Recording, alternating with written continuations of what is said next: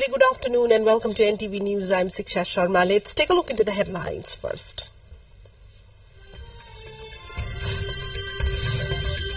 Government blacklist 22 companies for failing to complete construction projects, makes public poor performing companies and their contractors' name.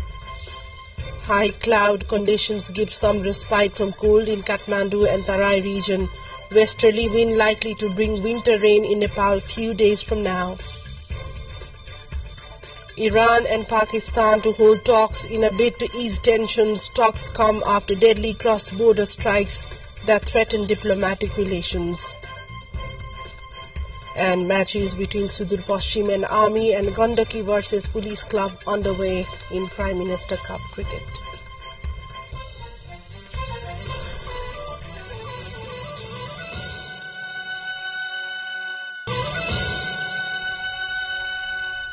Welcome back to NTV News. We take a look into news in detail now. The government has blacklisted 22 construction companies for failing to complete their works. The Public Procurement Monitoring Office, under the Office of the Prime Minister and Council of Ministers, issuing a public notice on the same, informed about the suspension of contracts to the poor performing companies. The contractors have been blacklisted for as many as 3 years. In the public notice, the government revealed the name of 22 companies and the identity of the contractors as well. They have been charged for failing to complete work after signing the construction agreement or have absconded after taking the initial signing amount.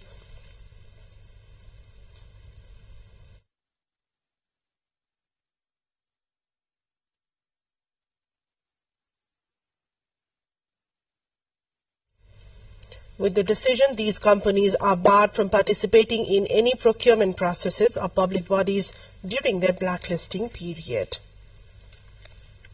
The National Council meeting of the CP in US is concluding today. Around 1,000 representatives from all over the country took part in the National Council meeting that started from yesterday.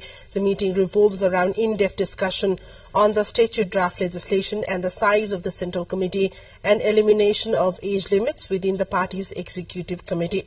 Furthermore, they proposed a proportional representation system ensuring the diverse age group within the committee. The weather this morning is cloudy in the hilly areas while clear in the rest of the country. This is due to partial effect of westerly winds in Nepal. Meanwhile, most of the Tarai region of the country is affected by fog, according to the Department of Hydrology and Meteorology. The weather will remain partly cloudy to mostly clear in the hilly areas from the afternoon. A quick look into a short break.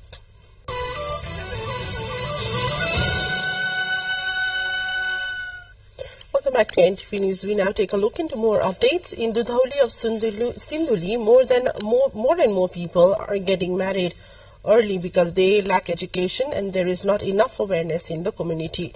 The Dhanuwari community faces challenges in education, which leads to many youngsters choosing to marry at a young age.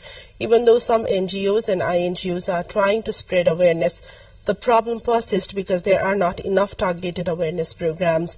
The children in Nipani Dudhauli Municipality 3 say that despite efforts, the Dhanuwari community continues with child marriages. Unfortunately, even with legal actions, child marriage are still happening there. This has negative effects on women's health, increases unemployment and causes conflicts within the families. Padra Kumari Maji, the ward chair of Nipani Dudhauli Municipality 3, is working hard to organize public awareness programs. Taking you to the international front, where Iran's foreign minister was in Pakistan for talks on Monday, as both nations sought to ease tensions after deadly cross-border strikes that threatened diplomatic relations. Pakistan's foreign ministry shared pictures and videos of Hossein Amir Abdullahian arriving in Islamabad late on Sunday, saying he would hold talks with his local counterpart Zalil Abbas Zilani and call on caretaker Prime Minister Anwar ul Haq. On January 18, Pakistan launched airstrikes on what it called the militant targets in Iran, 2 days after similar Iranian strikes on its territory. The tit-for-tat raids in their porous border region of Balochistan, split between the two nations, stoked regional tensions already inflamed by the Israel-Hamas war. On Saturday, gunmen in southeastern Iran's Sistan-Balochistan province killed 9 people, with Islamabad's ambassador identifying them as the Pakistanis.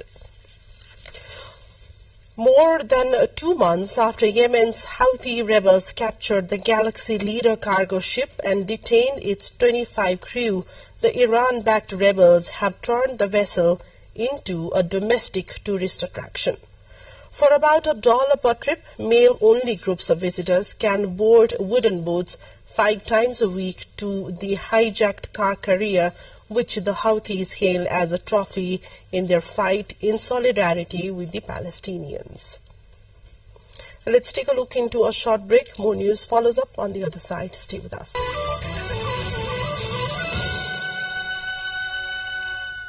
Welcome back to NTV News. Taking a look into more updates. The Japanese Aerospace Exploration Agency said on Monday that its moon lander has resumed operations after regaining power. The probe Smart Lander for investigating moon landed on the lunar surface on January 20, but its solar panels were not able to generate electricity because they were facing the wrong direction. So the agency switched the craft off with 12% of power left to allow for a possible recovery when the sun's angle changed. The probe was now likely able to generate power thanks to a change in the sunlight's direction, the space agency said. The farmers' movement in France seeking better remuneration for their produce, less red tape and protection against cheap imports has spread in recent days across the country, with protesters using their tractors to shut down long stretches of road and slow traffic. This is the growing movement of discontent across Europe that has sparked disruption and violence in France and Germany. The disgruntled farmers have also dumped stinky agricultural waste at the gates of government offices. France's Interior Ministry on Sunday ordered a large deployment of security forces around Paris as angry farmers threatened to head towards the capital. A quick look into the highlights of what's coming up next.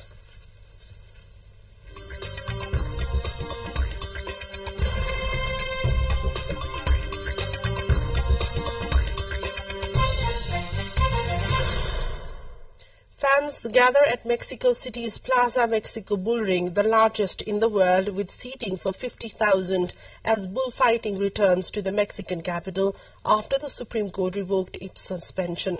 In June 2022, a judge ordered the indefinite suspension of the centuries-old practice in Mexico City, agreeing with animal rights activists who had filed the suit. On Sunday, animal rights defenders in Mexico City marched to protest the return of the centuries-old spectacle of bullfighting. Bullfighting have been held in Mexico since the 16th century, while a ruling suspended bullfighting in 2022 as a precautionary measure amid a longer-running case. The Supreme Court struck that decision down. Time now for Business Update.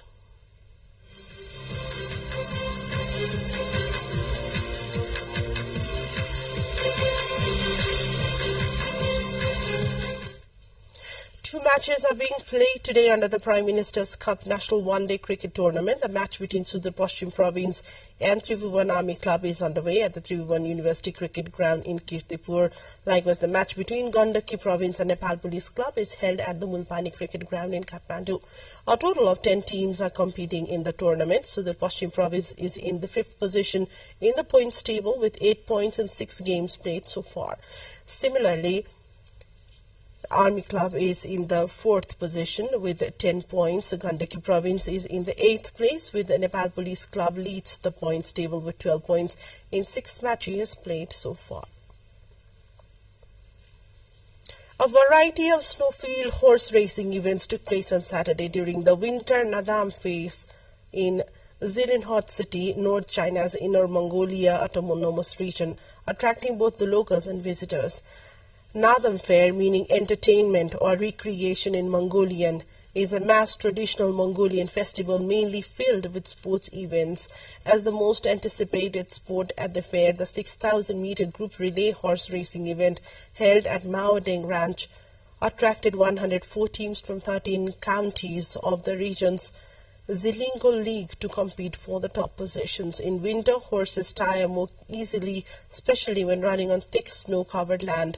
Competing riders not only need to fulfill specific tasks during the competition, but also participate in the long-distance endurance horse races, putting their strategy and skill to the test. And this brings us to end of the bulletin. A quick reminder of the headlines.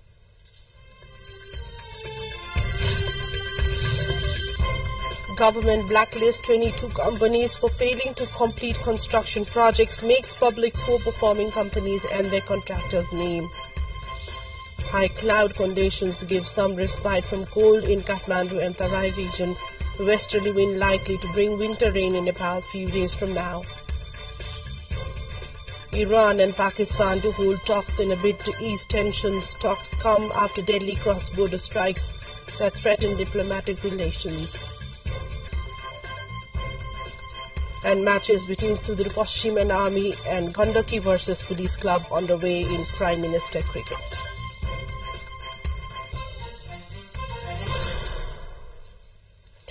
That's all for now. We'll bring you another news bulletin in less than an hour, and our next English news will bring you right at 6 in the evening. Keep watching Nepal Television. Have a great day ahead and namaste.